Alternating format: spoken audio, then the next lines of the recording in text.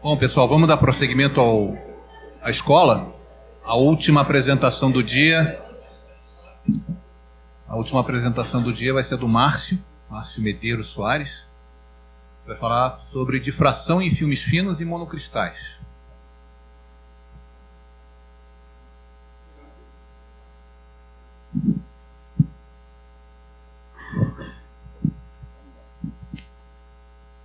Boa tarde. Bom, vamos para mais uma aula de espalhamento e difração. Eu vou mostrar para vocês um pouquinho de difração agora em dois tipos de sistemas diferentes, filmes finos e monocristais. Vocês já viram um pouco de pó, já viram os fundamentos, um pouco de difração de pó e difração ressonante. A parte de espalhamento a baixo ângulo, incidência rasante. E a gente vai fechar com difração de filmes finos e monocristais. Lembrando que tem muito mais coisas que a gente não vai abordar, mas que a vida é maior do que essas 4 aulas, né? A natureza. Então, vocês já viram difração de pó.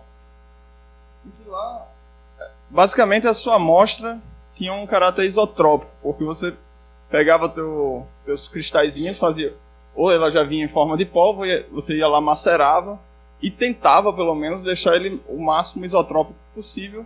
E o que você media quando você interagia o raio-x com sua amostra eram anéis.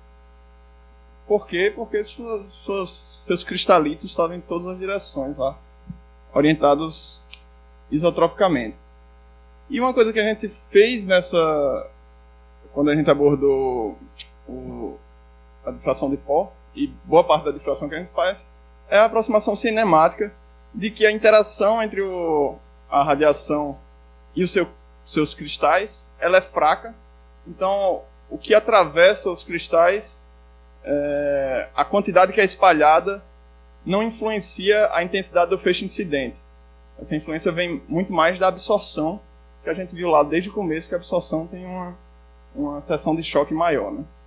Então, no caso de filmes finos, geralmente a gente tem uma superfície que pode ser inclusive um monocristal, e a gente deposita por alguma técnica um filme em cima, e a gente vai ver como esse filme se estruturou, se organizou em cima desse substrato.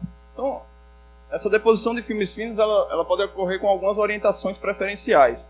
Filme fino, você não vai girar o filme fino para toda direção. Você está interessado em saber como que ele se arranjou em cima de um substrato que você depositou lá.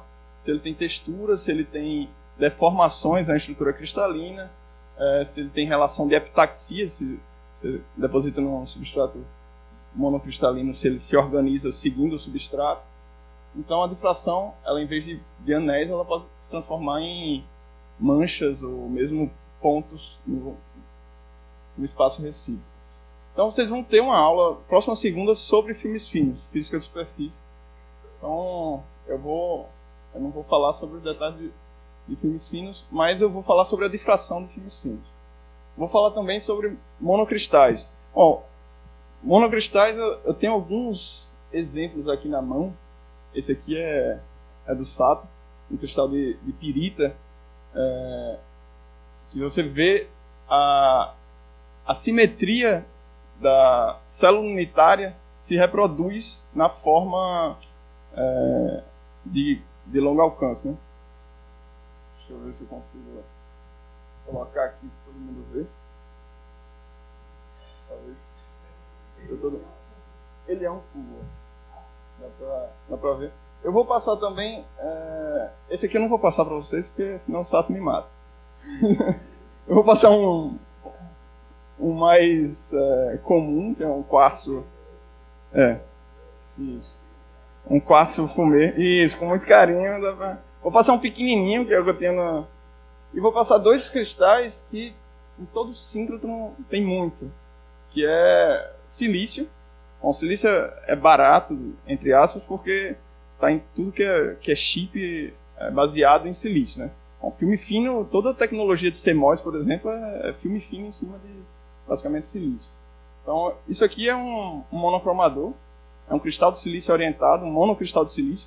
Consegue fazer isso em tarugões de várias polegadas. Né? Então, isso aqui é do tarugo que a gente cortou, ainda para fazer alguma coisa com isso. Eu vou passar também para ver como ele é. Tem as ranhuras aqui do crescimento e tal. Então, deixa passando aí. Não vai cortar não. Vai passando pra galera aí que, bom, pelo menos quem não tá entendendo nada vai pelo menos ter alguma coisa para brincar na mão. Então, alguma coisa dessa aula vai ficar, né? Isso.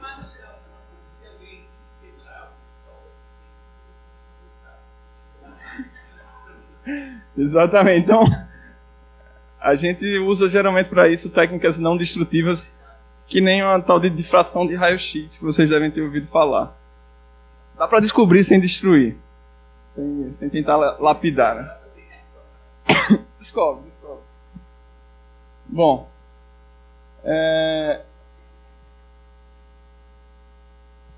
monocristais foram os primeiros a serem descobertos. Foi daí que surgiu toda a cristalografia, foi de difração de monocristais. Aqui está uma imagem do Bragg, lá de 1913, que ele viu a difração num cristal de esfarelita, eu acho que é o nome do cristal, que é o sulfeto de zinco, nessa forma aqui. Então, monocristal é muito bom para determinar a estrutura, onde está a posição dos átomos. Vocês já ouviram falar nisso, né? Quando a gente falou de monocristais de proteína. E vocês vão ter uma aula só sobre biologia estrutural, que é com a Ana, próxima semana. E também, monocristais que nem os que vocês estão passando aí, eles são feitos para produzir os monocromadores, que tem praticamente todas as linhas de qualquer síntese no mundo. Tem monocromadores. O mais comum é o silício orientado 1, mas tem várias orientações, vários outros tipos de monocromadores. E isso aqui é uma imagem de uma versão do monocromador de 4 deflexões que está sendo projetado para a linha Carnaúba do Sirius. Também vai servir para outras linhas. Então a gente pega o silício e faz... corta ele em geometrias engraçadas para melhorar a estabilidade, etc. E poder fazer com que o feixe... E quem vai falar sobre isso vai ser amanhã o Hélio, que vai falar. Então vocês vão ainda passar por difração de monocristais mais para frente também. Tá bom? Onde é que a gente faz isso aqui no UVX? Principalmente nessas linhas, a XRD2, a XDS e a MX2, bom, geralmente com especificidades, principalmente a MX2 é macromoléculas, aqui é mais para filmes monocristais, e elas se parecem com isso aqui. O experimento lá no final, você tem geralmente um difratômetro, que é ou o difratômetro da MX2 é um mini capa, é um tipo de difratômetro. E para que servem esses instrumentos? Você tem aqui nesses instrumentos vários círculos. Vocês veem aqui esse mu, eta, delta, phi, chi. Você tem esses vários círculos, são goniometrias, são motores em círculos, que é para você poder orientar os seus cristais, orientar a sua amostra em relação ao feixe incidente. E a gente vai ver ao longo dessa aula que é muito importante, quando você está trabalhando com filmes e com monocristais, você poder orientar os cristais para poder fazer a difração. No caso de pó, você pode simplesmente colocar o pó lá e mandar girar, até para homogeneizar mais. Você nem precisa de goniometria. Você coloca um detetor de área e põe o pó para girar. Eu acho que tem geometrias que você precisa, estou simplificando. Mas para ver alguma difração você não precisa. No caso de monocristais de filmes, você precisa de círculos para orientar os cristais. Então você vai fazer medidas não só em função de 2θ, mas também dependendo da geometria do θ. Tá bom? Agora, antes de ir para diferentes técnicas que você pode fazer com filmes finos, pois não.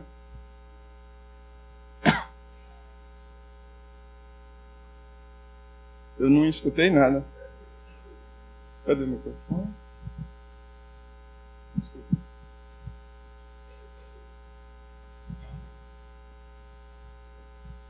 que eu vou cair nesses fios aqui. Não rio. Volta.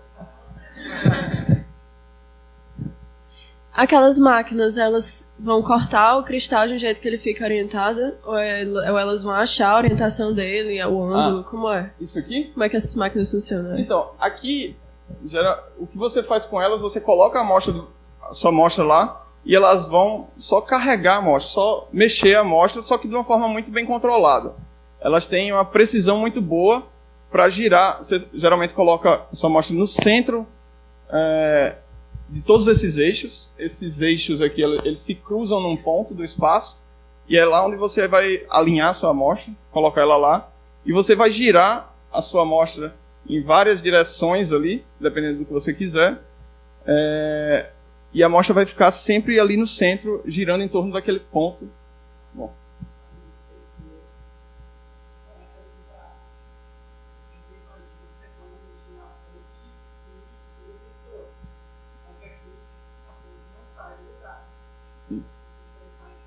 Isso.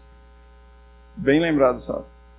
Como a gente não pode mexer a fonte, o θ 2θ, por exemplo, clássico, você faz um θ na amostra e o 2θ no detetor. Isso aqui carrega o detetor aqui desses braços e mexe a amostra. Não é só a amostra que você mexe a amostra do detetor, ou pode usar um detetor de área, que é o caso da IMX, e usar esses círculos aqui tem 3 círculos, para orientar o cristal, nesse caso o cristal de proteína.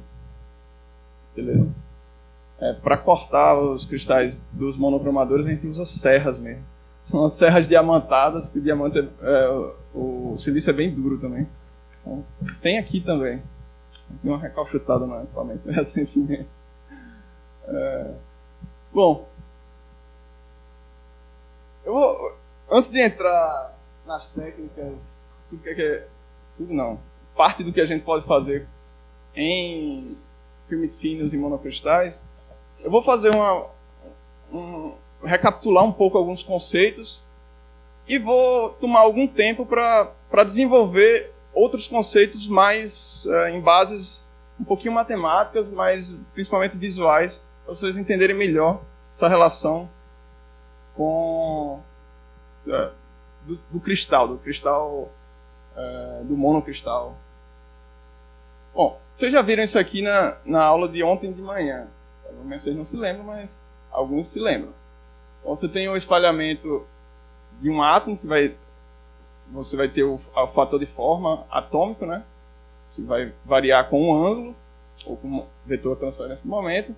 Quando você junta átomos, você vai formar uma molécula, ou a base, que vai estar na célula unitária de um cristal. Isso vai gerar o cristal. E o que vai me dar informação num experimento de difração é o fator de estrutura, que contém aquela informação da fase que está lá naquele Q escalar R, né? Onde é que o RJ eu vou somando para cada átomo, e é aquela brincadeirinha com os fasores para somar essas fases, né? Vocês lembram de interferência? A base de difração vem de interferência, e eu estou somando fasores, eu estou fazendo a interferência dos átomos dessa base, e essa informação ela está contida nesse fator de estrutura aqui, tá bom?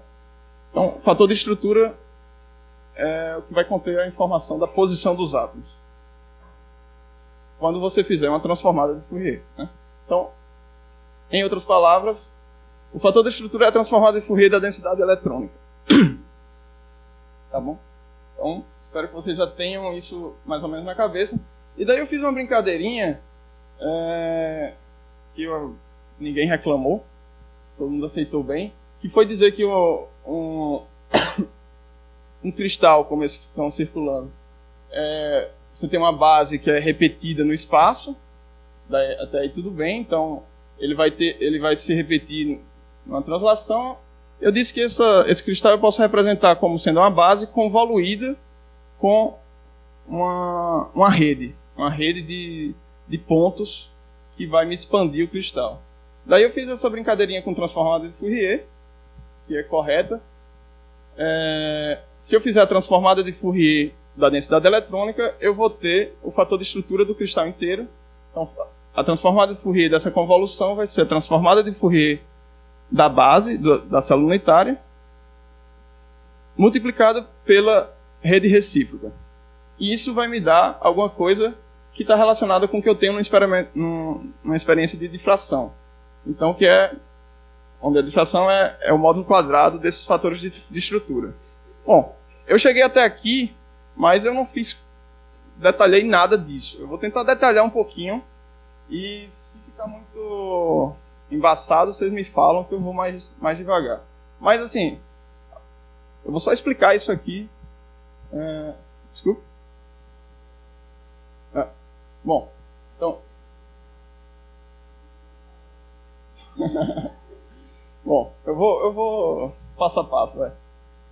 Então, eu vou chegar a esse resultado aqui, só que de uma forma mais cuidadosa, vai. Sem ser só mexer as mãos. Então, vamos lá. Difração em cristal.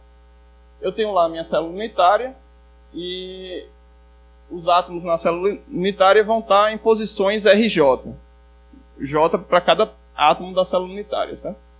Se eu calcular o fator de estrutura, eu calculo dessa forma, onde cada um desses aqui é o fator de espalhamento do átomo J, e eu vou fazer isso com esse fator com essa fase Q escalar RJ para cada RJ. Bom, o cristal vai ser eu repetir essa célula unitária no espaço, né? Então, se eu pegar um vetor Rn, R grande aqui, onde esses vetores A, B e C são os vetores que são os vetores primitivos da célula unitária, eu vou representar meu cristal, onde esses N1, N2 e N3 são números inteiros.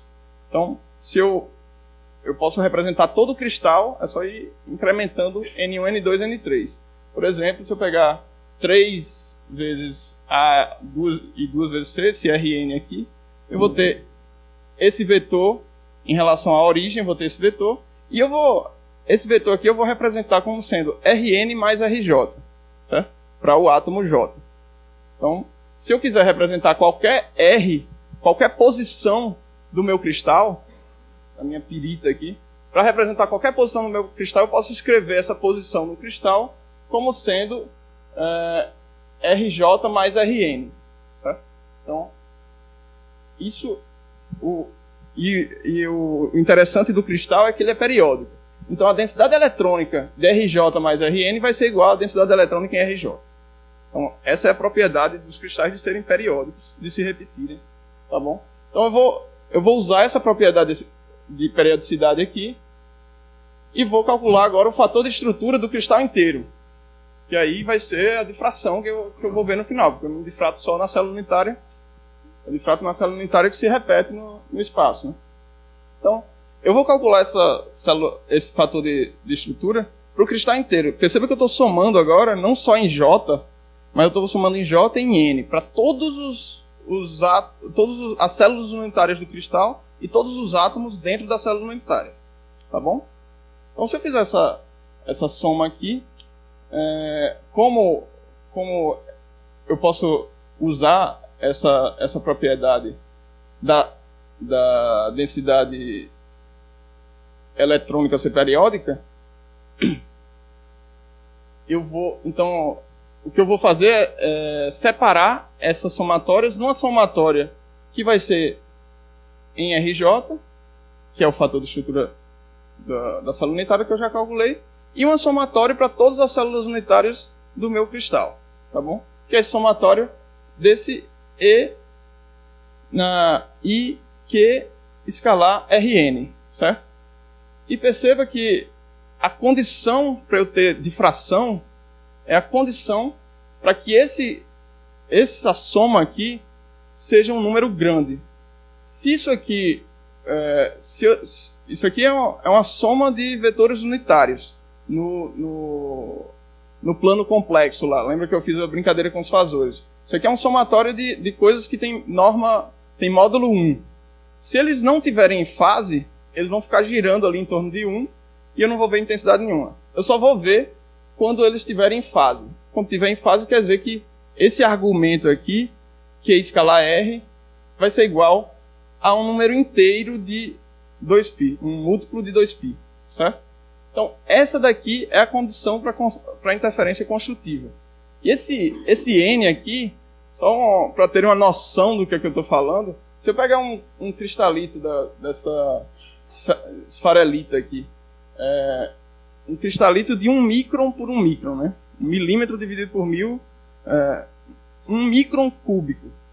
Ele vai ter da ordem de 5, 10 na 10 átomos. Então, o que eu estou dizendo é que eu estou somando esses 5, 10 na 10 de forma coerente. Então, eu estou fazendo uma interferência construtiva em 10 na 10 átomos. Tá bom? Então, é por isso que a gente consegue então, ver o pico de difração, porque todo mundo está coletivamente contribuindo para aquela intensidade que eu estou medindo, só que eu só vou medir alguma intensidade quando eu satisfizer essa relação que é Q, vetor espalhamento escalar, Rn, igual a um múltiplo de 2π. Tudo bem até aqui? Bom, então vamos um pouquinho para frente. Essa é a condição. Q escalar R igual a 2πm, onde m é um inteiro. Agora eu vou pegar tudo que é inteiro e vou colocar vermelhinho, só para facilitar, porque eu escrevi umas coisinhas aí no quadro. Então, o R eu escrevi assim, então é onde A, B e C são os vetores da célula unitária, né? Expõe a célula unitária. Então, N1, N2, N3 são inteiros.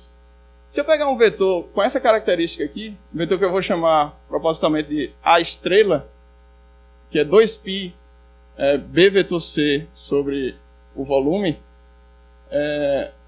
se eu fizer isso escalar Rn, veja que eu estou procurando vetores que o produto escalar com Rn sejam isso aqui. E aí, para esse caso aqui, eu vou ter isso. A estrela escalar Rn é igual a 2πn, isso aqui é igual, vai ficar 2πn1. Tá? 2πn1, onde n1 é inteiro, tá? Vai ser Rn aqui, daquele ponto do meu cristal. Então, se eu fizer isso para esses vetores com essa cara aqui, eu vou ter a mesma coisa. Então, para A estrela, B estrela e C estrela, eu vou ter essa condição aqui que satisfaz minha condição de interferência construtiva. Então, esses aqui, Cris falou ontem, mas a gente tentou construir isso aqui, são os vetores base da rede recíproca, e eles têm uma dimensionalidade de 1 sobre distância. Tá? Então, esses aqui são os vetores daquela rede recíproca que eu só tinha citado como sendo a transformada de Fourier da rede real. Você constrói assim. E agora, se eu pegar um vetor G qualquer que seja formado por esses vetores da rede recíproca, onde esses multiplicadores aqui, H, K e L, são inteiros, né, vermelhinhos aqui inteiros, esse aqui vai ser um vetor da rede recíproca. Certo? Esse vetor expandido por essa base A estrela, B estrela, C estrela. Tá? E acontece que se eu fizer agora G escalar R, se eu fizer G escalar R, fizer esse produto escalar disso aqui por isso aqui, eu vou ter 2π H1, HN1, KN2, LN3. Então é um produto é uma soma do produto de números inteiros. Isso dá um número inteiro também. Então isso aqui vai ser vermelhinho. É um número inteiro. Então G escalar Rn é um múltiplo de 2π. Bom, eu fiz toda essa brincadeira aqui simplesmente para que vocês vejam que se eu multiplicar por um vetor da rede recíproca, eu tenho aquela condição de interferência satisfeita. Ou seja, se eu voltar lá, quer dizer que aquele exponencial de IQRN ele vai estar em fase. Então, essa é a condição para eu ter interferência construtiva no raio-x que está interagindo com o meu cristal. Tá bom? Então, a condição é essa daqui, que Q é igual a G. Essa condição aqui é a condição chamada condição de Laue, ou equações de Laue. Aqui, como são vetores, são 3 equações, né? Ao longo, é um vetor no espaço tridimensional. Então, você vai ouvir falar em equações de Laue ou condição de Laue. Tá bom? Então, a condição de Laue, para ter difração, o vetor espalhamento tem que ser igual a um vetor da rede recíproca. Tá bom? Então, o que é um vetor da rede recíproca? Aqui é uma rede real, a rede recíproca dela vai ser essa daqui. Então, se eu pegar um ponto da rede recíproca aqui, G, ela vai equivaler a uma família de planos na rede real. Tá vendo? Então, essa família de planos aqui na rede real vai dar esse ponto na rede recíproca. Então, um ponto na rede recíproca nos diz a respeito de periodicidades na rede real. Então, é isso que a transformada de Fourier faz também. A transformada de Fourier vai nos dar informação sobre periodicidades de alguma coisa. No caso, a gente está fazendo transformada de Fourier do espaço da densidade eletrônica num cristal. Né? Se eu pegar outra família de planos aqui, eu peguei essa família aqui que está mais juntinha, ela vai equivaler a esse G aqui, que é maior, né? Então, uma família de planos onde D é menor, vai dar um G maior. Então, o módulo de G é 2π sobre D. Então, quanto menor o D, maior o G. Isso também vocês já viram nas outras aulas, tá bom? Ela também é mais rarefeita, menos densa, né? Os planos são formados por pontos que estão mais afastados entre si em relação a isso aqui.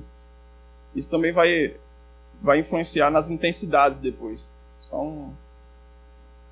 uma dica para entender depois. Bom, e o que eu estou falando aqui é que o G corresponde a uma família de planos e coisa e tal. Isso parece muito com lei de Bragg e não só parece, como é a mesma coisa. Se você for abrir as contas, você vai ver que a lei de Bragg, que é mais palatável, né? Ela é equivalente completamente à condição de Laue. Então, a lei de Bragg, lambda igual a 2D sendo de θ, ela é equivalente a dizer que o vetor espalhamento tem que ser um ponto da rede recíproca. Então, isso eu vou usar o tempo todo nessa aula. Eu tomei esse tempo porque eu vou usar isso o tempo todo. E que eu vou ter difração quando Q for um ponto da rede recíproca.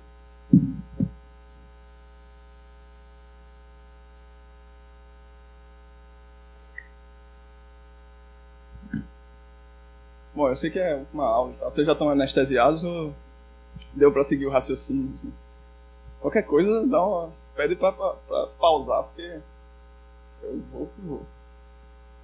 Bom, beleza. Então, é isso aqui que eu vou usar. E eu vou fazer aqui uma construção que, para essa brincadeira que a gente faz de mexer a amostra, de orientar cristal e etc., é muito útil. É uma ferramenta para você visualizar a difração que é muito útil. Não é todo mundo que vê isso aqui em difração, mas, cara, eu gosto de usar essa construção geométrica que é a esfera de Evans. Especialmente quando você está tentando lá orientar o teu filme e coisa e tal. Então, vamos construir essa coisa da difração usando essa ferramenta que é a esfera de Evans. Eu vou construir ela passo a passo. Vou tentar, pelo menos. Então, vamos partir do que a gente já viu. Já viu lá desde a primeira aula de interação e radiação com a matéria. Eu posso descrever a minha onda incidente como KI, certo? Que ele tem um módulo que está relacionado com a energia e ele vai ter uma certa orientação. Aqui eu estou falando de um feixe incidente monocromático e colimado. O que é que quer dizer nessa flechinha aqui? O que é que quer dizer que ele é monocromático? Quer dizer que ele tem um módulo muito bem definido. O comprimento aqui desse vetor é muito bem definido. Bom, então a variação desse módulo vai me dar uma ideia da dispersão em energia ou em comprimento de onda. Outra coisa é a direção. O vetor ele tem módulo, norma e tem direção, né? Então, a direção do vetor, o feixe de raio-x ser colimado e ter uma direção só, quer dizer que ele tem uma direção muito bem definida e a dispersão angular aqui no leque vai me dizer quão bem definido é esse ângulo do vetor, né? Angularmente, tá bom? Então eu vou considerar que eu tenho ele monocromático e colimado, quer dizer que eu desenho só uma flechinha e tá bom. E é essa direção e o módulo dele. Daí a gente já viu isso. Você tem o vetor incidente, ele vai ser espalhado na direção KF. E o feixe espalhado, o que a gente está fazendo aqui é espalhamento elástico. Espalhamento elástico quer dizer que mantém a energia, né? Então, o módulo de KI é igual ao módulo de KF. Tá? E eles estão... entre KI e KF tem um 2θ aqui.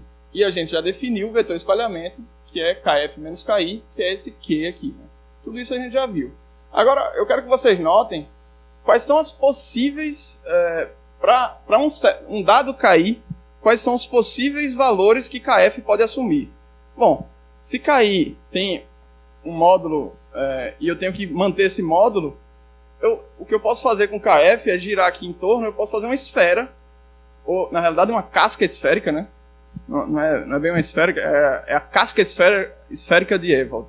Mas ia ficar meio bizarro, né? Então é a esfera de Ewald. Então a gente fala da esfera de Ewald, que eu não sei desenhar uma esfera, então eu desenho um círculo. Eu não tenho muitas habilidades no PowerPoint. Então, a gente está fazendo um corte, certo? E a gente vai falar a gente sempre vai representar o círculo de Ewald quando deveria ser uma esfera. Porque, bom, quem sabe um dia com holografia a gente faça uma aula bem... Né? Então, mas para fazer isso eu simplesmente usei o fato de a gente tá fazendo o espalhamento elástico para essa representação, certo? Então, o KF pode assumir outros valores. Você vê, se Antônio preparar essa aula, ele ia fazer isso girar e fazer um videozinho, mas não deu tempo. Ia ficar legal. Próxima EDS vai ser assim, para lembrar. Então, você pode assumir qualquer um desses valores. E eu quero que vocês prestem atenção num caso particular, que é aquele espalhamento na direção para frente. Certo? Você tem espalhamento também para frente. Quando o espalhamento é para frente, o KF é igual ao KI. Então o Q, o vetor transferência de momento, é nulo, é zero. Então, aqui, Q é igual a zero. E lembra que eu falei que Q é igual a G para você ter difração, né? Para você ter aquela condição de interferência construtiva. Esse aqui é o caso também. Esse é a origem do espaço recíproco. O Q igual a zero aqui, na direção onde termina o vetor KI aqui, é a origem do espaço recíproco. Isso aqui equivaleria na fenda dupla lá, aquele M igual a zero, aquelas ordens de interferência. Lembra? Podia ter colocado aqui. Então é o M igual a zero. Então é espalhamento para frente. Então, em Q igual a zero, vai ser o ponto 0,0 da rede recíproca. Então aqui eu começo minha rede recíproca. Então a esfera de Ewald, essa construção que eu desenho, essa esfera, que é os possíveis valores de... Bom, ela é definida por KI, né, basicamente. E aí a esfera são os possíveis valores do vetor espalhado. E a origem do espaço recíproco eu vou desenhar a partir do final do vetor KI. Tá bom? Então, se eu agora colocar a condição se eu colocar numa condição de difração, digamos que aqui eu tenho um ponto da rede recíproca que vai coincidir com o vetor espalhamento. Vai ficar mais claro quando eu colocar a rede recíproca. Então, o que eu tenho... Aqui eu peguei uma figura pronta, né? Então, do Raul, que sabe desenhar esferas. Ficou meio clarinho, né? Então, aqui sendo a origem do espaço recíproco, a condição de espalhamento é quando um ponto do espaço recíproco cruza essa casca esférica de Ewald. Quando eu tiver uma coincidência de um ponto da rede recíproca cruzando a esfera de Ewald, isso equivale a dizer que eu tenho a condição de interferência construtiva. Então eu tenho um pico de difração. Tá bom?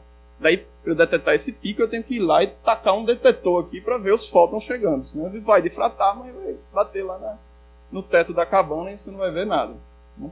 Mas o que você faz é isso. Então, se eu pego um monocristal, o meu cristalzinho, ele vai ter a sua rede recíproca, e aqui eu estou representando não um cristalzinho, mas a rede recíproca equivalente àquele cristalzinho. Tá? Se eu tenho um cristal, um monocristal, eu não necessariamente tenho condição de difração acontecendo. Você vê que eu desenhei de uma forma aqui que nenhum ponto está cruzando a minha esfera de Ewald. Tá vendo? Então, nessa orientação aqui, simplesmente meu cristal não está difratando, porque eu não tenho nenhuma coincidência de um ponto da rede recíproca com a esfera de Ewald. Então, isso traz uma dificuldade para quem vai medir monocristal com um feixe monocromático.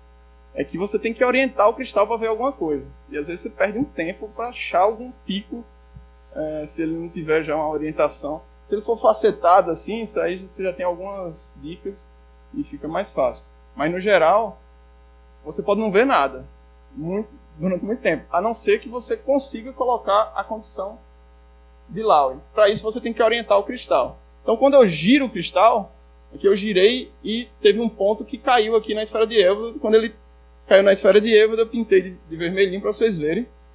E aqui, se eu colocar um detetor, nessa orientação 2θ em relação onde o feixe espalhou, né? Eu coloco, por isso que a gente tem aquele difratômetro, né? Aquele equipamento. Então, se eu coloco o detetor em 2θ em relação ao feixe direto, né? O feixe direto vem aqui, está aqui a amostra onde ele espalhou, eu coloco 2θ. E coincidida com aquela orientação, eu vou ver um pico de Bragg lá.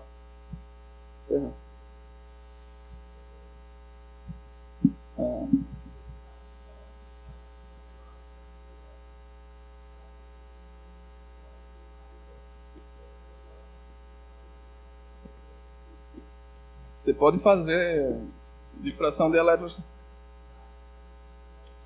Eu digo que é difícil, mas não é tão difícil não achar o pico de Bragg. Esse não é o problema, não.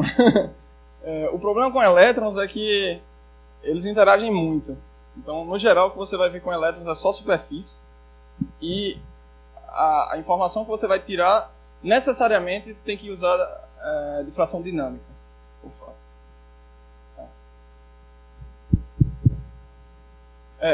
Exatamente. Então, eu vou falar de espalhamento múltiplo de raio-x no finalzinho da aula, se der tempo. Eu sou muito prolixo, eu acho que não vai dar tempo. Mas com elétron seria mais complicado, e você só ia sondar uma regiãozinha bem fina do teu. Você ia ter que cortar a tua amostra para ficar com alguns nanômetros. Não dá para colocar isso aqui lá. Bom, não sei que reflexão dá. Mas, bom, o que a gente está vendo aqui são essa periodicidade. Quando a gente coloca o detetor aqui, a gente está vendo um ponto da rede recíproca. Só lembrando que esses pontos da rede recíproca equivalem a uma periodicidade no seu cristal. Quando você gira o cristal, você gira a rede real, né, no espaço real, e no espaço recíproco também. Né? Não dá para ver muitos pontinhos, mas difração de pó, você pega esses pontinhos aqui da rede recíproca, e como você gira, você tem todas as orientações, a sua rede recíproca, na realidade, são esferinhas, cascas esféricas. Né? E o que você vai ver no experimento de pó é a superposição de uma esfera com outra. É por isso que você vê anéis. Duas esferas, vai ser a interseção dessas duas esferas.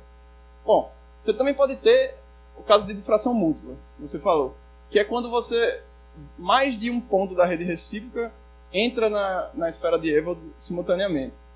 Então, para monocristais você tem isso. Aqui você tem essa difração acontecendo ao mesmo tempo que essa. Aqui.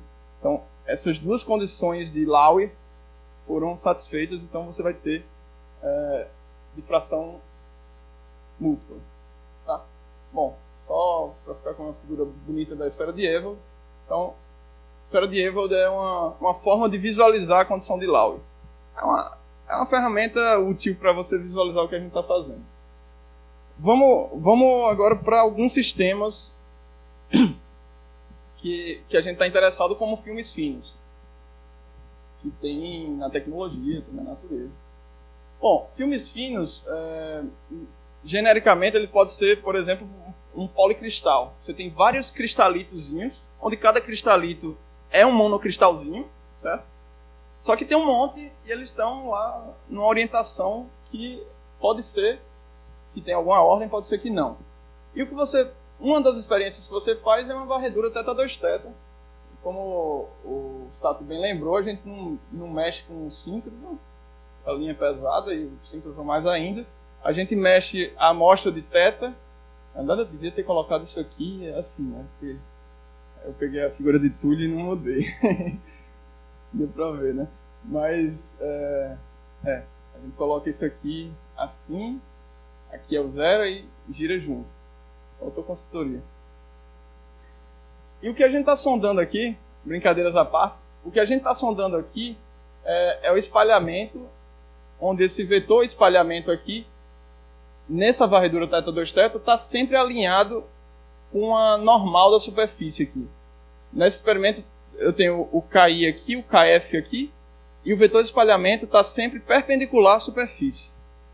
A direção do vetor espalhamento é a direção em que eu estou sondando as periodicidades. Isso é uma coisa importante de fixar. Por isso que lá na esfera de Ewald em algum momento eu coloquei aqueles planinhos atômicos.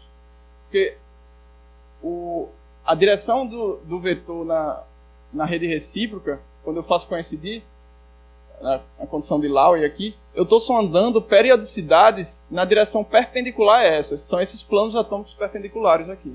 Então, quando eu estou fazendo aquele experimento θ2θ, com um filme fino, eu só estou sondando o ordenamento atômico, cristalográfico, perpendicular ao vetor espalhamento. Então, eu estou sondando planos ao longo da superfície. Certo? Então, eu estou sondando essa periodicidade aqui. Tá bom? Então, se eu quiser sondar outras periodicidades noutras direções, eu vou ter que mexer a minha amostra. Por isso que eu preciso de uma goniometria de um difratômetro. Tá bom? Deu para entender essa relação de orientação com o vetor da rede recíproca e o vetor espalhamento. Tá bom? Então, é isso que acontece, por exemplo, quando eu tenho um filme fino depositado num substrato e que ele tem uma textura. Uma textura quer dizer que ele prefere crescer com uma certa família de planos, por exemplo, uma textura axial, ele gosta de crescer com uma certa família de planos paralela à superfície. Por quê? Por exemplo, porque o plano é mais denso, é mais empacotado. Se eu cresço platina, por exemplo, ele tem planos 1, que são hexágonos. E hexágonos é a forma de você empacotar no plano que é mais densa, né? Só tento empacotar moedinhas de R$1, assim. Quem é rico faz com R$1, quem é pobre faz com 55 centavos. Bom, faz um hexágono, né? Pra ficar mais denso. Só tem 3, né? Só tem R$3. Mas então, um filme fino, quando você cresce ele pode ter esse tipo de orientação preferencial de crescimento. Certo? Então, a gente pode sondar isso fazendo um θ2θ e vendo qual é essa direção, vendo nessa direção perpendicular, se a distância entre os planos equivale a uma distância entre planos 1, por exemplo. Eu tenho. Aqui eu coloquei um exemplo que a gente mediu na XRD2 para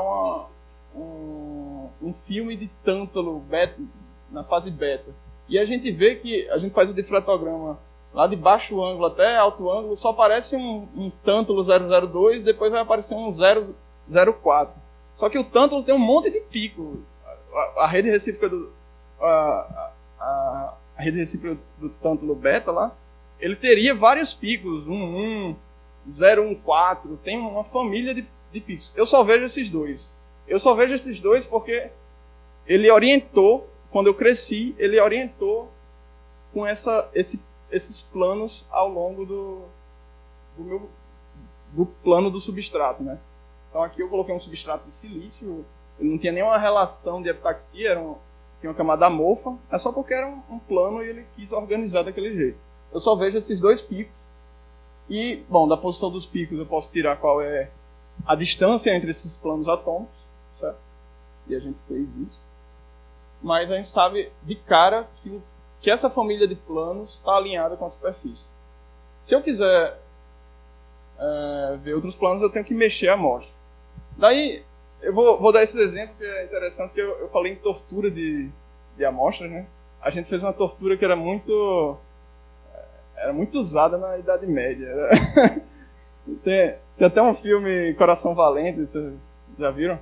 No final, pega amarra umas cordas no Mel Gibson lá e puxa de um lado pro outro.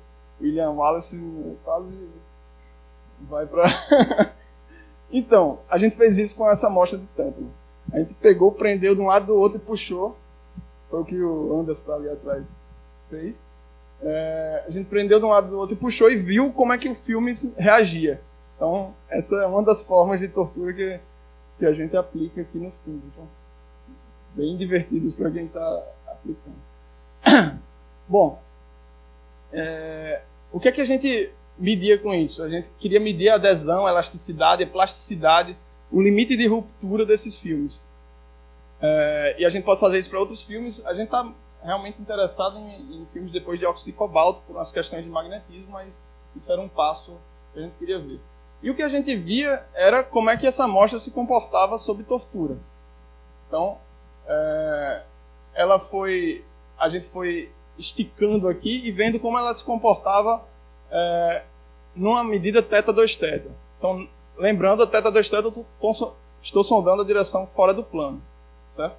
Então, na direção fora do plano, eu fui esticando, aí ele vai afinando na direção contrária que eu estico. Né? Então, como eu fui afinando, os planos atômicos foram se juntando. Então, aconteceu isso aqui. Ó. Os planos atômicos foram se juntando. Os planos atômicos no espaço real foram se juntando, o pico de Bragg no espaço recíproco foi se afastando. Foi isso aqui que aconteceu. Ele foi andando para ângulos maiores ou vetor de espalhamento maior. Então aqui eu plotei em função da deformação aplicada. Eu não, Anderson plotou.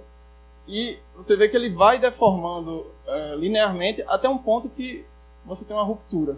Aqui ele fez uma delação premiada e virou outra coisa. E, bom, rompeu o filme, teve uma deformação plástica. Bom, a gente pode ver também como que se comporta isso em outra direção. Para isso a gente tem que pegar lá o filme e girar. A gente usou um dos círculos da linha XRD2, o círculo Ki, e girou essa amostra para cá e manteve o detetor na mesma posição, ou no mesmo plano de espalhamento. E aí a gente o vetor espalhamento aqui nessa figura continua na mesma direção, mais ou menos na mesma direção, mas agora a amostra é que girou. Então eu peguei lá a minha amostra, digamos que a amostra era isso aqui, certo? Antes eu estava sondando esses planos aqui. Eu estava fazendo um θ2θ. Vou fazer o feixe vindo de vocês para mim, vai. O feixe está vindo daí para cá. Então eu estava sondando, eu estava fazendo um θ2θ e estava sondando esses planos aqui. Bom, vocês estão parados, né? Vou ficar lá. Só vou fazendo um θ2θ aqui. Certo? Então eu sempre estou sondando esses planos aqui. O meu filme tinha uma textura nessa direção. Certo? Então, sempre sondando esses planos. Quando eu mexi aqui esse goniômetro para cá, o que eu fiz com ele foi isso aqui, ó. Eu estava aqui sondando dessa forma, daí eu girei assim, tá? E continuei medindo aqui, tá? O meu vetor espalhamento ele vai ser KF menos KI, né? Então o vetor espalhamento, quando eu faço esse θ2θ aqui, ele está fazendo isso aqui. Então eu estou sondando essas direções aqui, certo? Então quando eu girei, aqui, eu girei a amostra, eu estava sondando aqui, agora eu vou estar sondando esses planos aqui. Tá vendo? Então, eu estou sondando numa direção que é no plano da amostra. Nesse caso aqui. Foi meio embaçado, né? Eu achei. Então, eu vou estar sondando quando eu girar a amostra. Na realidade, é porque a gente não tirou foto. Foi isso aqui que a gente girou lá. Tem que ter tirado, né?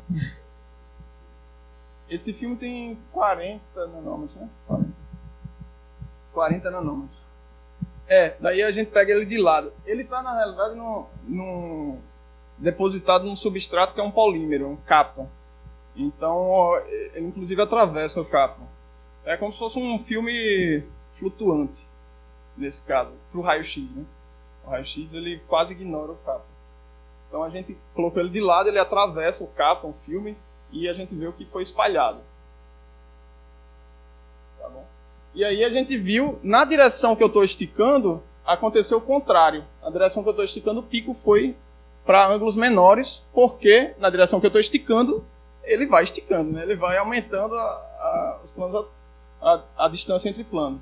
Bom, os planos que eu peguei foram outros. Aqui eu estava pegando o 002 e aqui eu estou pegando um plano perpendicular ao 002, que é o 410. Perceba que se eu fizer 410 escalar 002 vai dar 0, né? Quer dizer que eles são perpendiculares. Então eu peguei planos perpendiculares e, bom, o 2θ muda, mas o comportamento e a distância entre os planos eu posso tirar daqui. Eu posso fazer isso para outros planos, que os planos não necessariamente vão se comportar da mesma forma. Certo? Pode ter aí uma informação relevante. Mas é o tipo de coisa que a gente pode fazer com uma amostra de filme fino para descobrir como é que ele se comporta sob uma tração mecânica, uma coisa macroscópica que você está aplicando. Bom,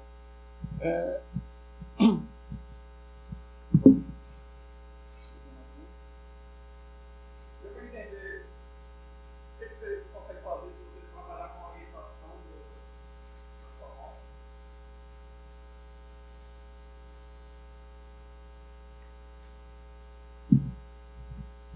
Bom, continuando com filmes finos, agora indo para filmes ultra finos, epitaxiais, a gente pode fazer também difração em incidência rasante, que é uma difração normal, só que você mantém a incidência no seu filme bem rasante, né? Próximo do ângulo crítico.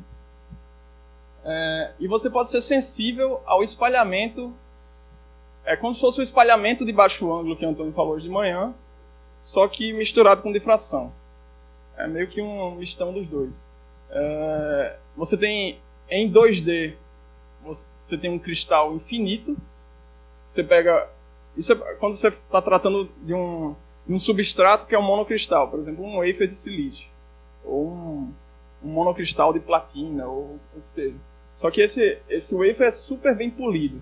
Então, o cristal é algo parecido com isso. Assim, um wafer cuja superfície é bem lisa e paralela e rente, né? Bem sharp. Então, esse cristal aqui eu posso representar como sendo o produto dos átomos do meu cristal, né? Com a sua periodicidade, por uma função que é 0 no ar e é 1 quando você entra no cristal. Então, um cristal como esse aqui, na superfície, aqui para cá ele é 0, ele tem a estrutura dele e dentro ele tem matéria, né? Então ele pode ser representado.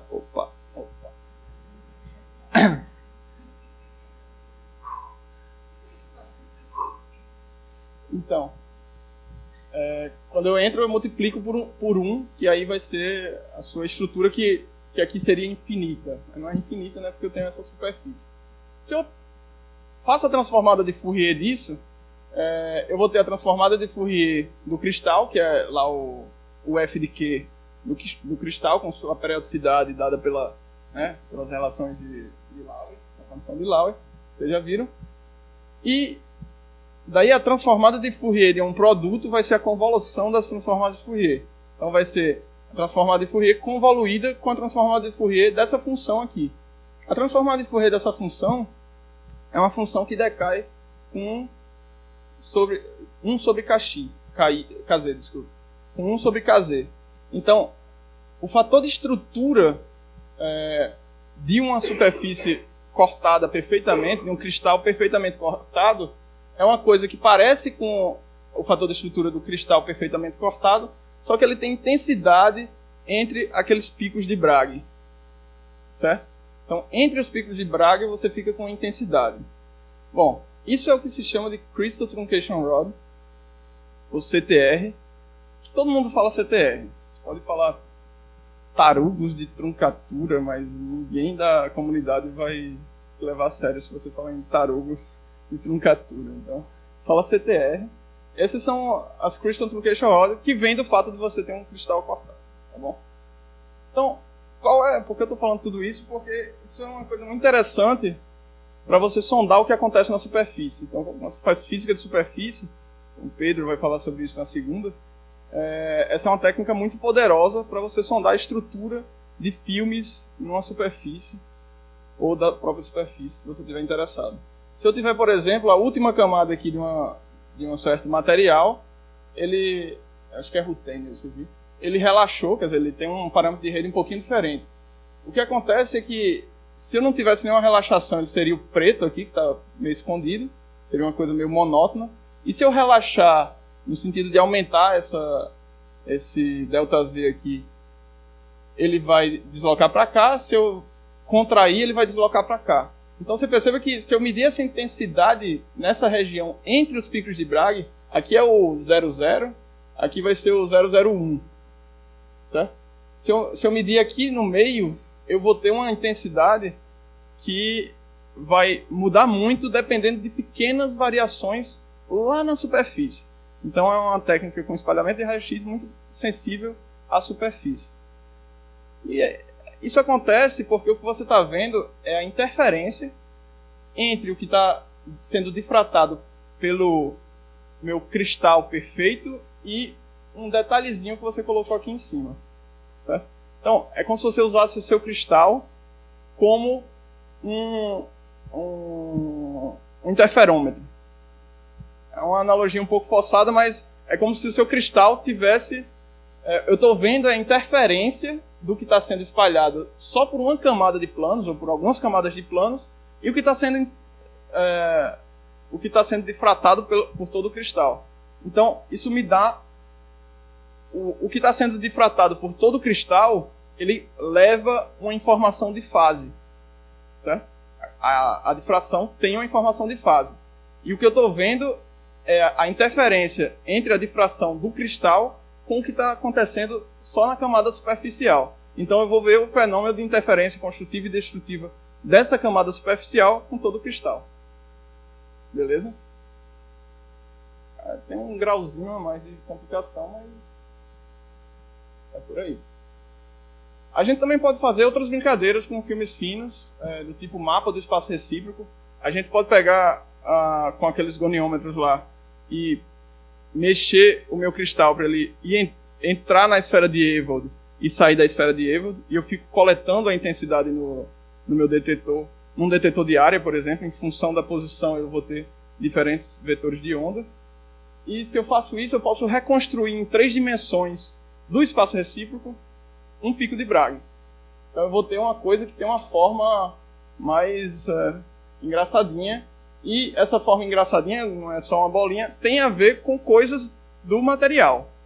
Nesse caso particular, o pessoal da USP e do INPE fez aqui no LNLS, foram medidas em filmes epitaxiais desse isolante topológico, em cima de um substrato monocristalino, e eles viram que os picos de Bragg, numa certa orientação, têm esse tipo de geometria, e interpretando os dados, usando difração múltipla e algumas coisas que eu vou falar ainda superficialmente, eles chegaram à conclusão que aquilo vem de deslocações, ou parte desses artefatos vem de deslocações, outra parte vem do faceteamento dessa superfície, que ele forma pirâmides.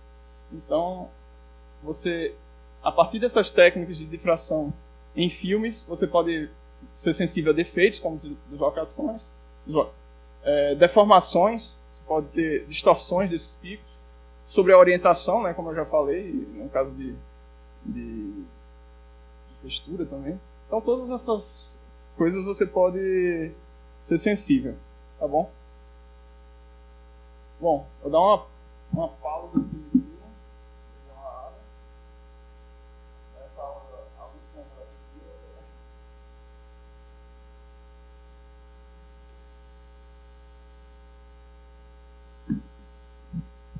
falar que foram leves, né? As aulas da manhã ainda. Né? Eu tô vendo que o pessoal tá perguntando muito, porque tá entendendo tudo e tá todo mundo com a cuca fresca. Né? Mas vamos lá. Bom, vou falar um pouquinho de uma coisa mais fácil, mais tranquila, que é monocristal, né? Que é super mais fácil.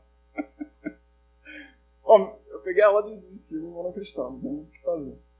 Mas vou começar com alguma coisa que vocês já ouviram falar várias vezes, eu vou só falar que alguém vai falar mais tarde. Então a Ana vai falar mais sobre, especificamente, de difração de macromoléculas, né? Mas eu vou só lembrar que aqui é cristalografia roots mesmo.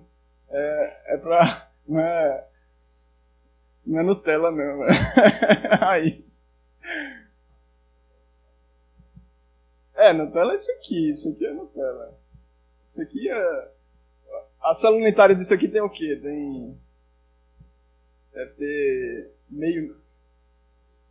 Não, faz por reflexão. Não, dá pra fazer. Mas você vai com uma célula unitária de meio nanômetro. Quanto que tem as proteínas? Qual é o tamanho da célula unitária que vocês têm? Mais ou menos, assim. 100 nanômetros, né? Imagina, é 100 por 100 por 100 nanômetros. A gente essas coisas de estado sólido é meio nanômetro e a gente só faz ficar brincando com ele pra ver se aumentou. Isso aqui não, você tem que medir essa infinidade de pontos aqui e medir as intensidades. E eles estão juntinhos porque exatamente você tem essa célula unitária gigante. Então é por isso que os pontos estão bem juntinhos. E você tem que medir uma quantidade, centenas de milhares de pontos, até mais, para poder determinar a estrutura a posição dos átomos na minha célula unitária, né? Então, você tem que determinar muito FHKL, muitos fatores de estrutura diferentes, para poder descobrir, bom, na realidade o módulo quadrado de FHKL, né, para poder determinar qual é a estrutura atômica desses materiais. Isso aqui é feito aqui no LNLS na linha MX2, que a Ana coordena, que eu já mostrei o goniômetrozinho, eles têm esse detetorzão lá exatamente para poder pegar tanta informação de uma vez só. E uma coisa que vocês ouviram falar ontem, que foi difração ressonante, também é muito usada em difração de macromolécula, porque você coloca alguns elementos químicos na estrutura, que tem posições muito específicas na estrutura, e bom, isso se repete, e isso te dá uma espécie de âncoras, onde você consegue determinar qual é a sua rede cristalina, certo? Qual é a rede cristalina, e daí isso facilita muito quando você vai tentar determinar a estrutura. E além disso, você vai em energias específicas, onde você tem ressonância daqueles materiais, que aí como se você jogasse luz naquele elemento químico. Então é por isso que você faz, o que quer dizer MAD mesmo? Multi-wavelength diffraction, é por aí. Anomalous diffraction, né? Multi-wavelength anomalous diffraction. Você coloca vários comprimentos de onda, várias energias juntas.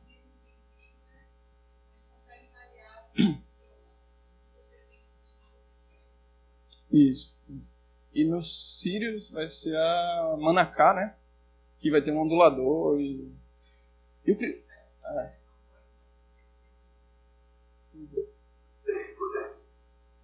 Bom.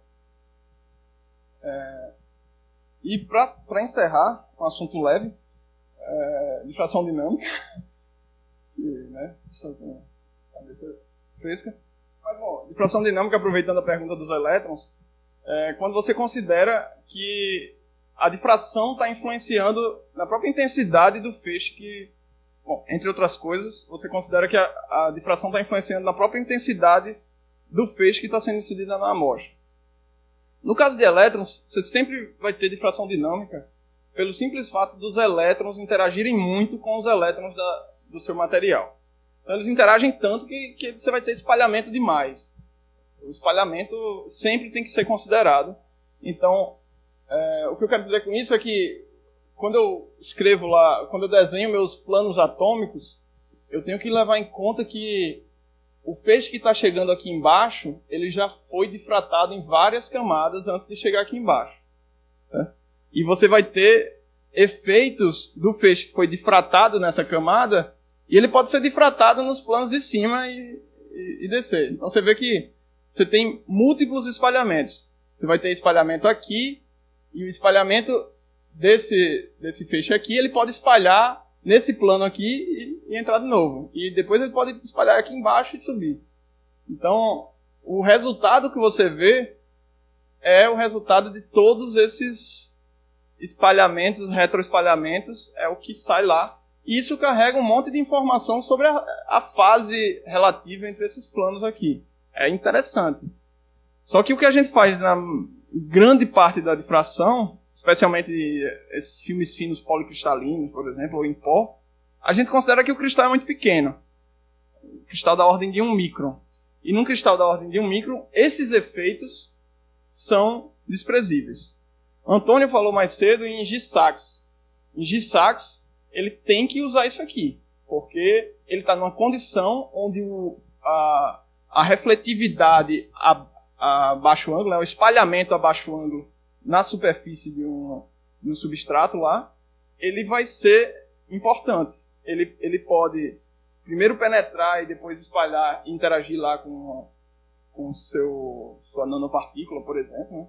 Ou ele pode interagir... Enfim, você tem que levar em consideração todos esses caminhos ópticos possíveis. E todos esses caminhos ópticos possíveis podem dar lugar a diferentes interferências, a diferentes diferenças de fase. Certo? Lembra que eu estou repetindo as mesmas palavras, para ver se fica gravado na memória. Bom, então, na difração de monocristais, você tem que levar em consideração isso. Por exemplo, nesses cristais de silício. Tem que voltar, viu, pessoal? Depois tem que... Ah, tá aqui já? Bom, então eu posso usar. Então, aqui num cristal de silício desse, acontece... Você tem que levar em consideração esses fenômenos. E tem uma coisa muito interessante, que é até fácil de entender, que é o fenômeno de extinção. Extinção é quando... você está numa condição, você está bem alinhadinho numa condição de difração, seu cristal é bem perfeitinho, e aí você difrata tudo, e não deixa passar nada. Então o feixe se extingue.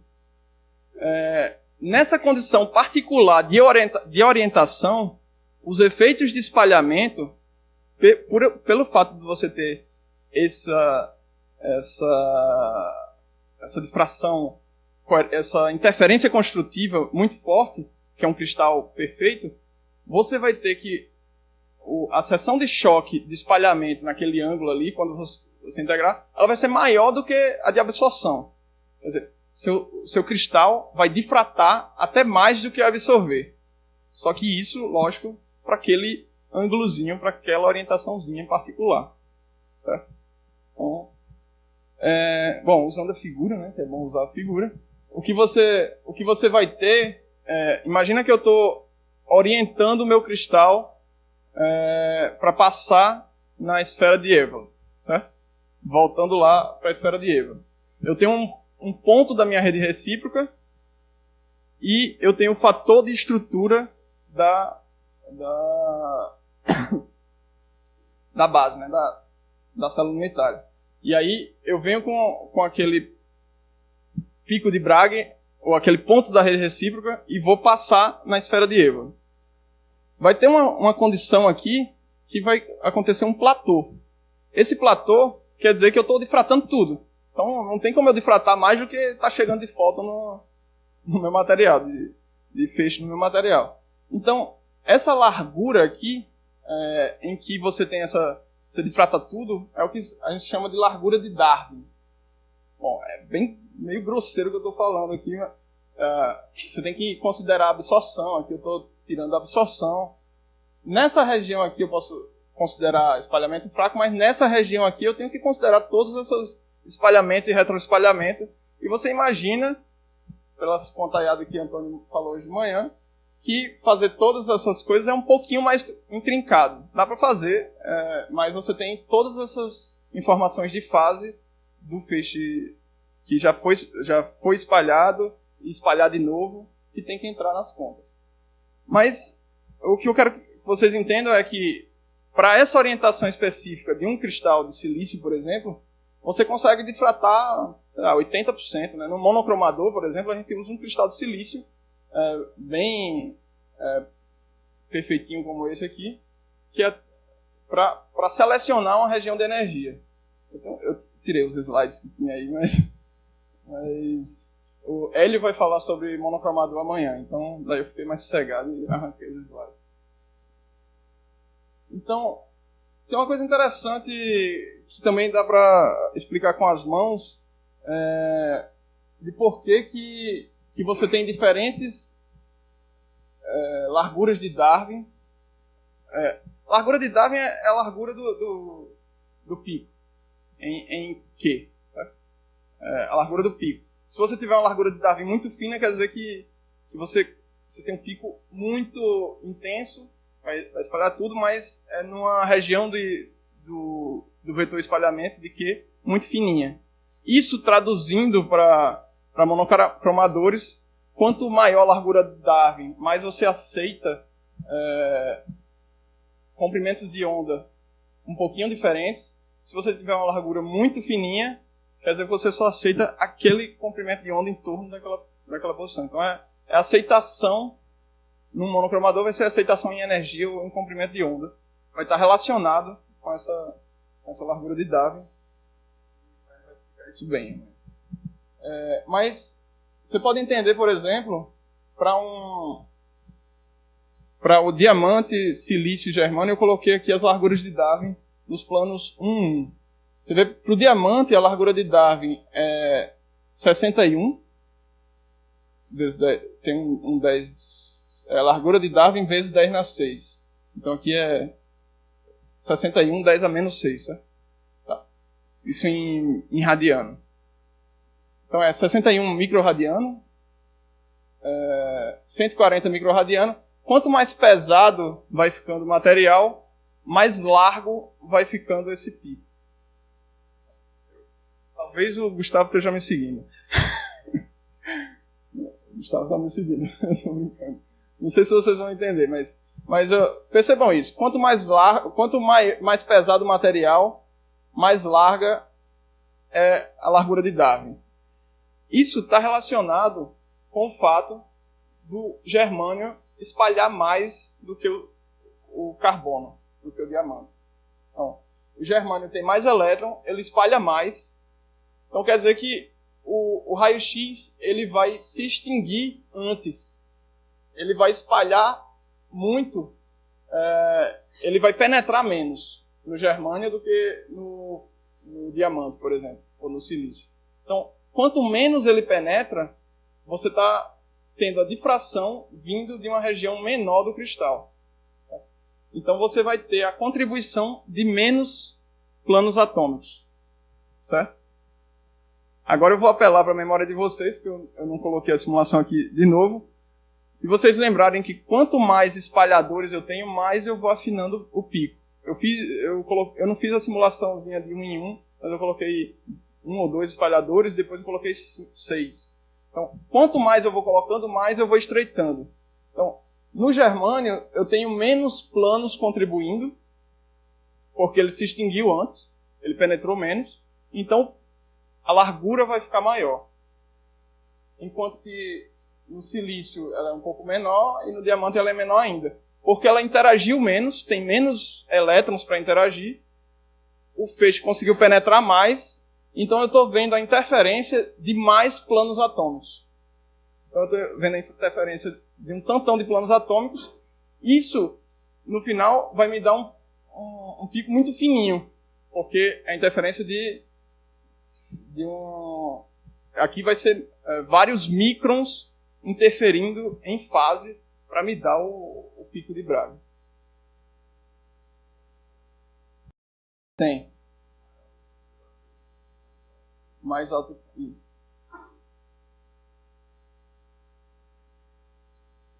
Tem também. O Gustavo falou que também tem a contribuição. Isso é envelopado o fator de espalhamento atômico, o fator de forma atômica. Então, para átomos pesados, esse fator de espalhamento atômico vai até mais alto que ele. Porque você imagina os elétrons mais internos de um átomo pesado. Isso é uma coisa interessante. Os elétrons mais internos de um átomo pesado, eles estão bem próximos do núcleo. Porque você tem um núcleo lá que tem uma quantidade grande de prótons, né? Então, os elétrons ali da camada 1s, 2p e tal, eles estão bem juntinhos do núcleo. Então, você imagina o fator de forma atômico relativo àqueles elétrons bem juntinhos do núcleo, ele vai até grande Q, porque aquela diferença de fase é Q escalar R, né? Se R é bem pequenininho, quer dizer que para a mesma diferença de fase eu tenho um Q maior, né? Então, para aqueles elétrons juntinhos, eu vou ter... Bom, o fator de espalhamento vai ter mais alto ângulo. Aqui, bom, quando eu vou para outras famílias atômicas menos densas, comparar 1 é mais densa que a 220. Então, para uma família de planos menos densa, o fator de estrutura naquela família de planos é menor. Então, eu vou ter menos espalhamento, quer dizer que ele vai penetrar mais, e essa interferência construtiva vai vir de uma camada maior, e eu vou ter a largura de Darwin ainda menor. Quando eu vou pegar um plano ainda menos denso, eu vou diminuindo a largura de Darwin. Isso é bom se eu quiser fazer um monocromador, que eu quero aquela energia exatamente, porque eu vou fazer, sei lá, Mossbauer com isso. Espalhamento inelástico. Só que eu vou descartar todos os fótons que não estão naquela energia. Então, muitas vezes, o que você quer não é nem vir para cá, para a mais estreita banda possível. Você quer aceitar mais fótons para ter mais fótons, né?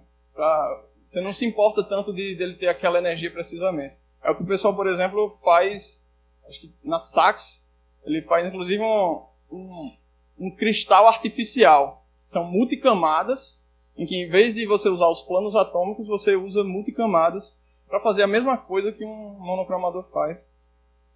Então, a largura de Darwin em uma multicamada vai ser bem mais larga. Na verdade, você não vai estar limitado pela largura de Darwin. Vai ser difração cinemática normal. Beleza? Bom, tem outra coisa de difração dinâmica, mas não sei se vale a pena. De difração múltipla. Vocês acham que já deu ou... Já deu, né? Bom. Vamos lá, então. Bom, o que eu vou falar aqui é de um não especialista de nada, mas foi o que eu entendi de difração dinâmica, certo? Então, me perdoem. Pior que tá gravado. Vai ficar gravado. Tô ferrado. A gente pode editar, né? Então tá bom. Bom, difração múltipla, o nome já diz, é quando você tem múltiplas difrações acontecendo simultaneamente. Até aí eu acho que eu não cometi muita gafe. Mas vamos lá. Então, aqui na nossa brincadeirinha da esfera de Ewald, eu vou ter mais de uma condição de difração acontecendo ao mesmo tempo. Devia ter enrolado mais. Então, o que você vai ter aqui é que o feixe que vai ser difratado, bom, a gente já está numa condição, a gente está falando aqui de um monocristal, então toda essa coisa de espalhamento, de teoria dinâmica, você já teoria dinâmica on, certo? Você já está usando isso. Então, o que acontece é, você vai ter várias difrações sendo permitidas ao mesmo tempo, e você vai ter que considerar também a difração do feixe difratado. Certo? O feixe que é difratado no seu material, no seu monocristal, ele vai difratar também. E ele pode, inclusive, por exemplo, aqui eu tenho o KI aqui, vindo, ele está difratando aqui. Essa é uma condição que satisfaz, por exemplo, essa daqui. Satisfaz a condição de Laue. Mas eu tenho outra lá que também satisfez, que foi essa daqui. Ele espalhou para cá. Tá vendo? Então você tem essa daqui que espalhou para lá e o mesmo incidente que espalhou para cá. E esse que espalhou para cá, ele vai roubar, digamos, uma certa intensidade do que estava sendo espalhado para cá, por exemplo. você tem uma quantidade limitada de fótons chegando. Certo?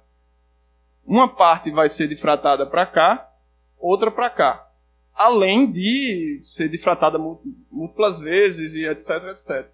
E além do mais, o que foi difratado para cá pode difratar de novo e cair no mesmo KF. E ter o mesma direção de K aqui. Então você pode ter efeitos de acoplamento entre esses feixes difratados. O feixe pode entrar no detetor, que está lá parado, passando por diferentes caminhos na amostra.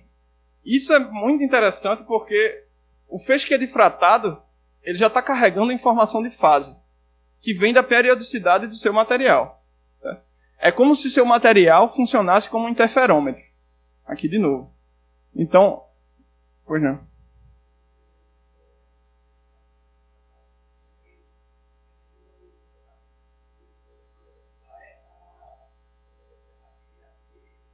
Pode ser outra família de planos. Pode ser outra família de planos que vai entrar em condição de difração naquele ângulo. Só que um vai difratar aqui, vai ser uma família de planos, nesse caso, para ser em ângulos maiores, vai ser uma família de planos que está mais distante, não, está mais perto, e aqui vai ser mais distante, e aqui vai ser uma família de planos que está mais perto. Então, simplesmente, você tem diferentes distâncias entre planos. Ah, não. Você diz entre esses dois feixes? Ou você está falando disso aqui? Não, aqui eu estou mostrando a rede recíproca e aqui eu estou falando no espaço real. Aqui é realmente ângulos que eu estou falando e aqui são os planos atômicos. Os planos atômicos para essa reflexão aqui estariam aqui, assim. E para essa reflexão aqui, eles estariam mais inclinadinhos aqui. Na realidade, eu vou mostrar uma família de planos. Mas é só um comentário. Vai lá, por favor. Isso pode ser ótimo. Você pode usar a sua amostra como um interferômetro, como você falou, mas pode ser um problema também. Quem já fez medida de absorção já deve ter ouvido falar dos famigerados glitches que aparecem nas medidas de chassi. O glitch é justamente isso aí. É um pico de difração que aparece lá no meio do caminho e que retira fótons do feixe, que você quer selecionar. Muito bem lembrado. Às vezes você está medindo lá a absorção e tem uma queda que você... Porra, mas como é que isso veio da minha amostra? Não, isso é porque você entrou no caso, na energia, né, porque você está variando a energia, né, no experimento de Chassi. Você entrou na energia que entra na condição de difração e a difração rouba fótons do fenômeno puro de absorção.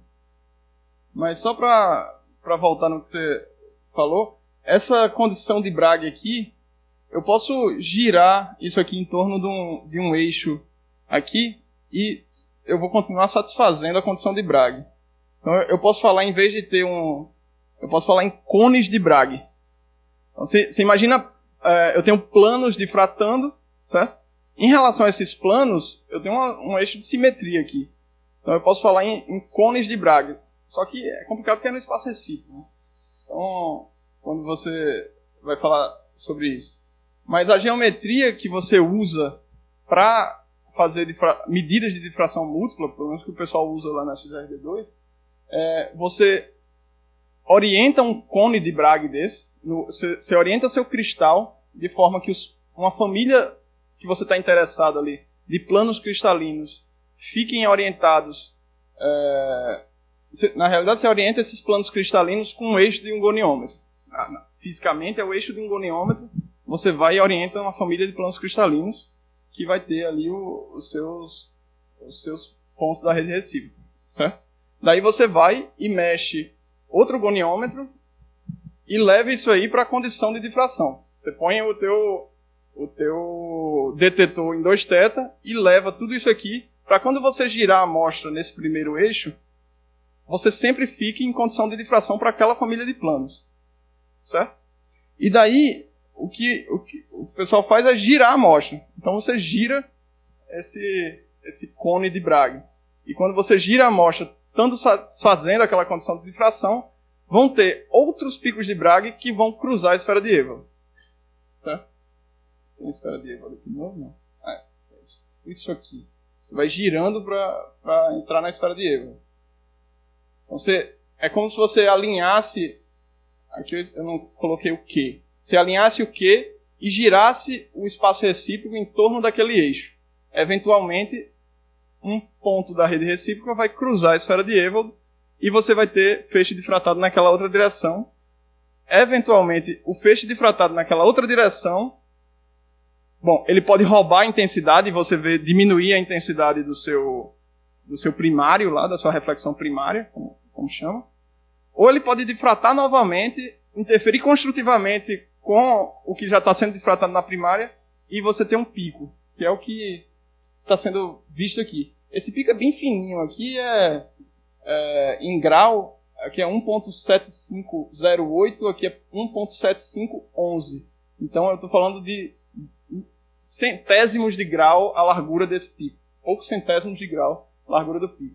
É uma medida bem precisa, mas o que é interessante dessas medidas precisas é que você está usando essa informação de fase, a informação de fase do feixe que já está sendo difratado dentro do seu material. Então é essa coisa do interferômetro que eu falei. Isso permite que você tenha uma precisão na determinação de parâmetros de rede até de melhores, acho que chega a 10 a menos 17 metros. Mas melhores do que 10 a menos 15 metros. Isso é femtometro. O quanto você consegue determinar os parâmetros de rede de um monocristal. E a posição dos átomos na célula unitária. Então, isso é muito preciso é uma ferramenta muito útil. Lógico que você tem que ter um monocristal.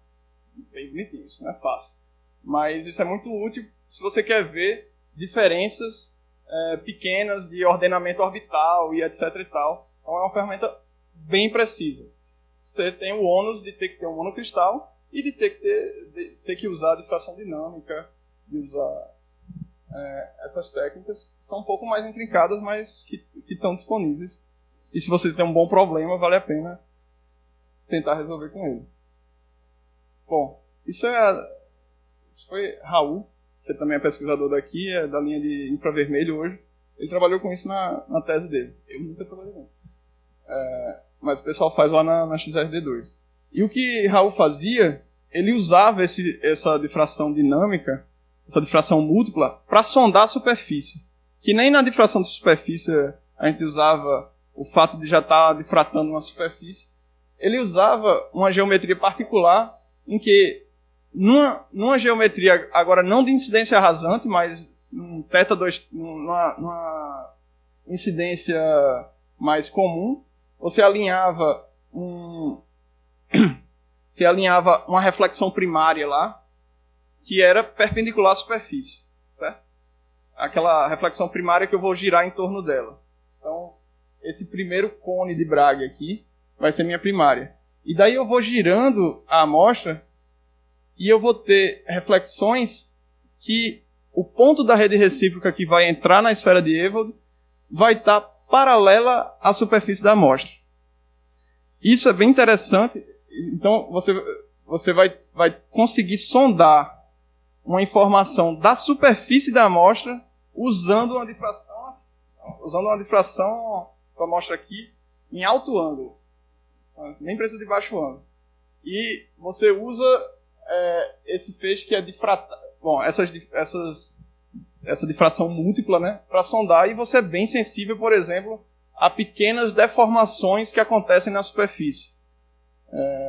Por exemplo, quando você cresce um ponto quântico de índio galho arsênico lá, ela vai deformar a rede do substrato, que é a arsenete de galho nesse caso, e você pode determinar como são esses campos de deformação, que são bem importantes para as aplicações desses pontos quânticos, usando essa técnica em que você usa essas múltiplas reflexões. Então, uma visão de como seria isso, você tem aqui a reflexão primária, e você tem uma reflexão que eles chamam de superfície, em que o feixe é difratado, ao longo da superfície, depois ele é difratado novamente e chega no detetor. E o que você vai ver é a interferência entre o feixe que seguiu esse caminho aqui e o feixe que seguiu esse caminho na superfície.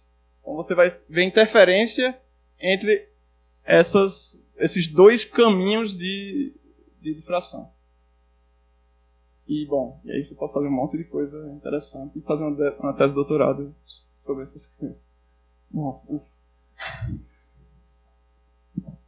just in time.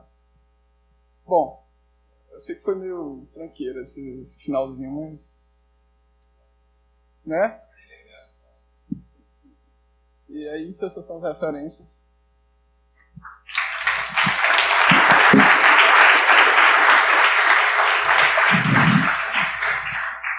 Obrigado, Márcio. Muito bom seminário. A gente tem tempo para perguntas.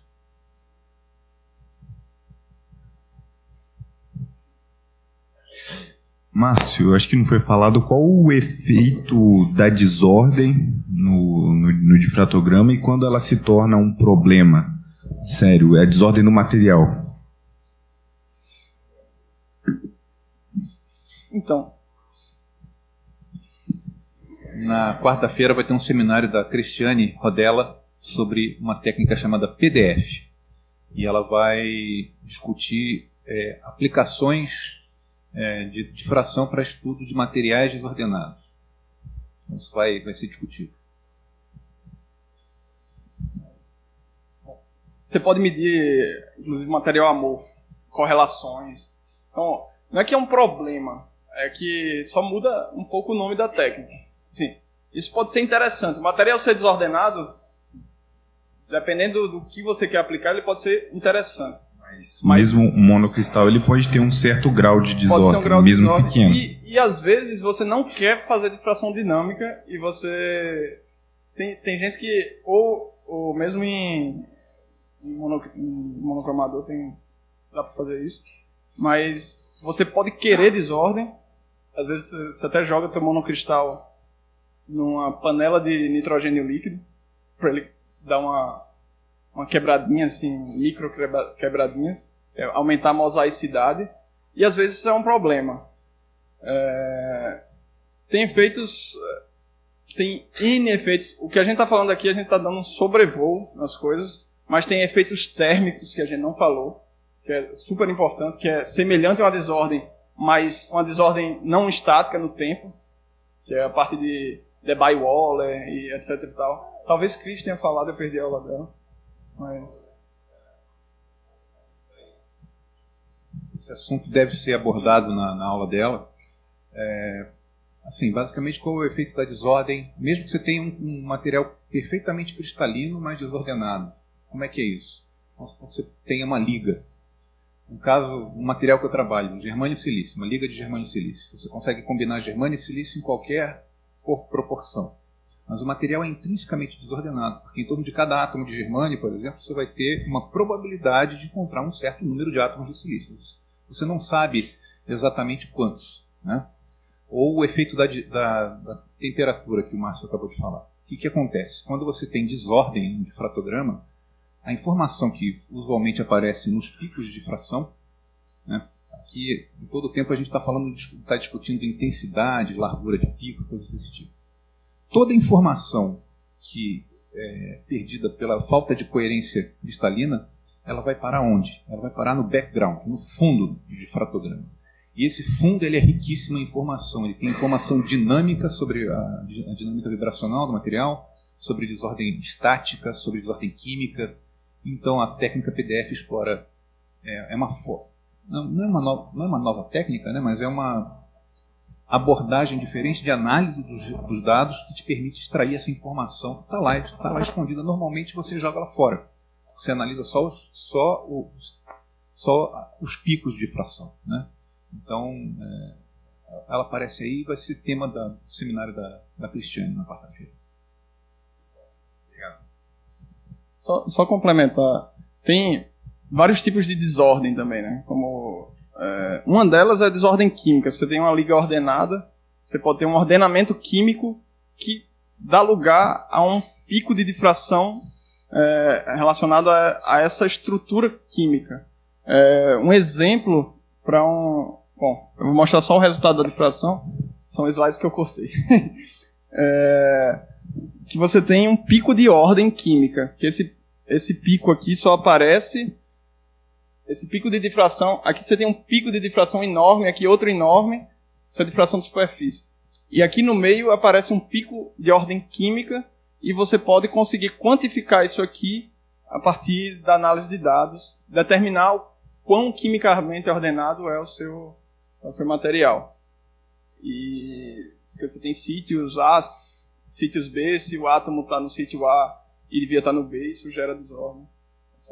Esse é um dos tipos de ordem. E só para complementar. Kennedy?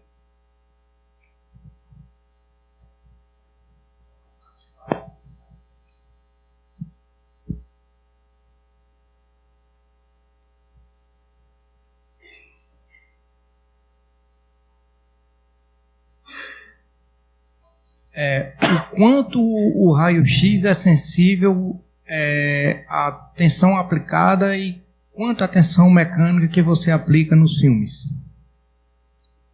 Então, o que eu vou ver com raio-x é o que acontece na microestrutura do filme. Então, eu vou ver se eu estou tendo deformações na estrutura na microestrutura dos filmes.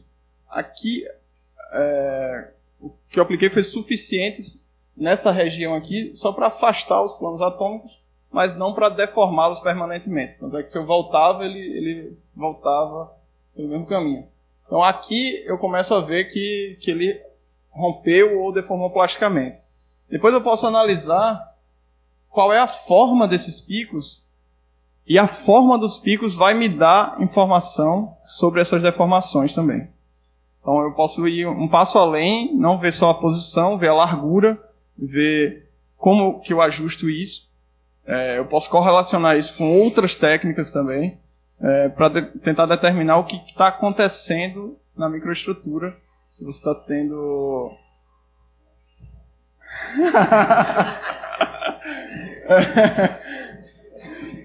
Muito boa. E a tensão aplicada aqui foi de... Megapascal. Mas assim, a tensão não está determinada aqui pelo filme, porque o filme é muito fininho, é só o substrato polimérico que está determinando o quanto que eu apliquei. Tá, ok. Continuar conversando.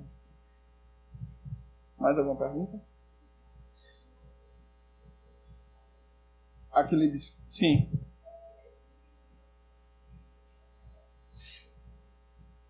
Então...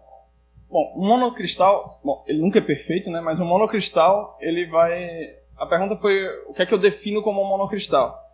É quando essa periodicidade que eu falei que os cristais têm, ela se expande a tamanhos grandes. Bom, tamanhos grandes é uma coisa meio arbitrária de falar. Mas um monocristal de proteína, um bom monocristal de proteína, não está mais aqui, mas pode ter 0,1 milímetro. Isso já é um cristal de proteína razoável. Um monocristal de proteína razoável. Ele nunca vai ser perfeito. Ele sempre vai ter deformações, vai ter mosaicidade, que é pequenas... Você vai ter pequenas diferenças angulares ali.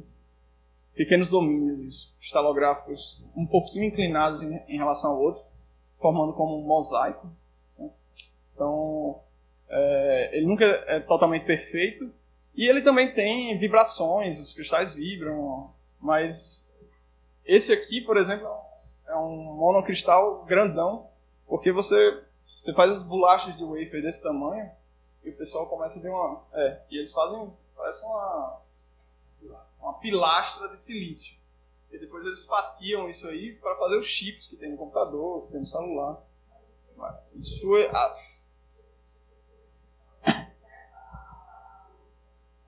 Preserva. Por exemplo, do quartzo. Aqui você tem aqui tem mais de um cristal, uma macla. Como é que é? Macla. Você tem mais de um junto. Esse aqui Mas assim, ele tem uma geminação e a forma como isso... Você vê aqueles cristais que vendem nas lojas e tal, que tem vários assim.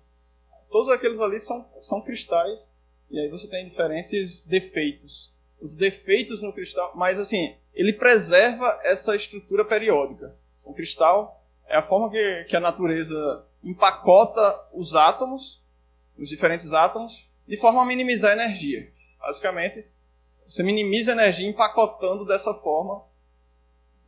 Depende de como ele foi gerado. Se ele foi gerado lá no interior de um vulcão, se foi... Enfim, esses diferentes cristais, ou os cristais sintéticos que a gente produz. Um filme fino, como esse aqui. Isso é um monocristal sintético.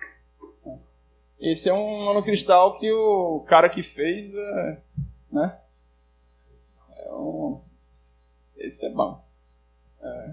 Mas assim, não é uma simulação, ele é. Ele é um cristal. Provavelmente.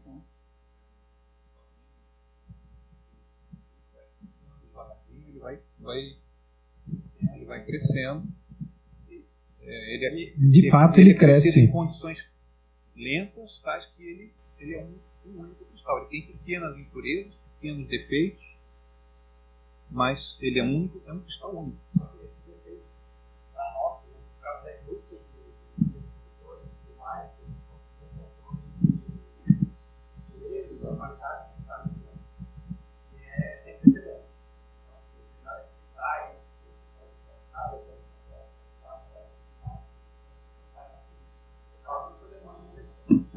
para ele, de fato, são cristais tudo aquilo lá feito de uma certa aproximação, um monte de cristal de silício empacotado, tudo certinho, Se você pega esse cilindrão de silício, que pode ser maior que eu, e fizer um corte assim, e analisar qual é aquela face, qual é aquela orientação cristalográfica, e fizer um corte lá embaixo, no mesmo ângulo, e analisar, eles vão estar no mesmo ângulo. Tipo,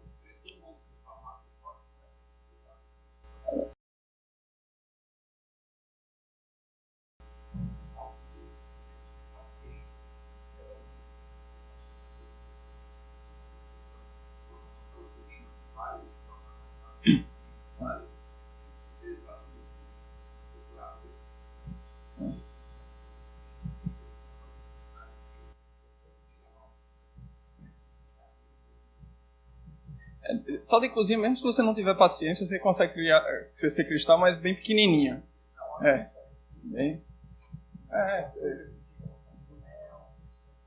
São cristais.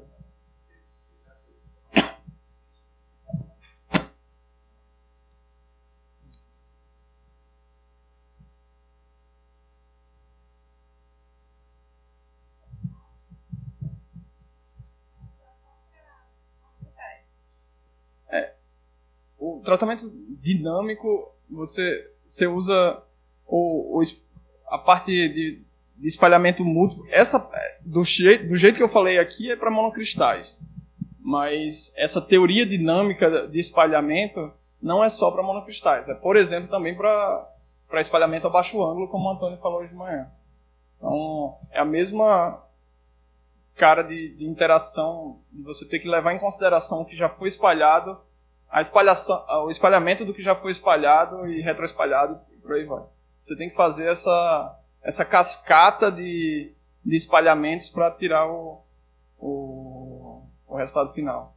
No caso de elétrons, qualquer pedacinho, qualquer cristalzinho é monocristal para elétrons, porque eles interagem tanto. Então, e elétrons de baixa energia mais ainda. Então, é a mesma teoria de difração múltipla. Para raio-x e tal, aí geralmente você precisa de monocristal. E em especial para você ver esses efeitos de fase, aí ele tem que se propagar mesmo no cristal. Para ele carregar essa informação de fase e se comportar como interferômetro, como eu falei, aí ele realmente tem que propagar no cristal para ter essa característica.